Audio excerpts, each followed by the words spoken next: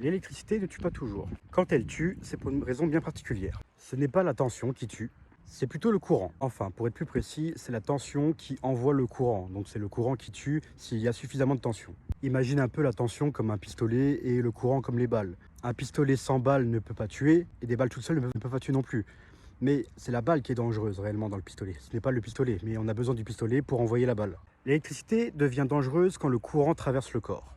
Et surtout quand il passe par le cœur, les poumons ou le cerveau. Le corps humain n'est pas fait pour recevoir du courant électrique.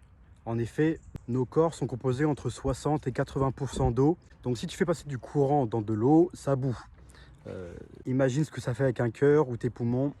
Le danger est accentué quand tu as, par exemple, le corps humide, quand tu as deux points de contact avec l'électricité, par exemple les deux trous de la prise. Surtout, vérifie bien que tu aies ça dans ton tableau électrique. Appuie sur le petit bouton qui est dessus et réarme-le. Comme ça, tu peux t'assurer de son bon fonctionnement. Et vérifie bien qu'il y ait une petite pine de terre dans toutes tes prises. C'est très important, surtout dans les salles de bain. Il y a un très célèbre chanteur français qui n'avait aucun des deux. Et bah voilà. Et dans la prochaine vidéo, je t'explique à quoi sert la Terre. Abonne-toi si tu veux en savoir un peu plus sur l'électricité chaque jour.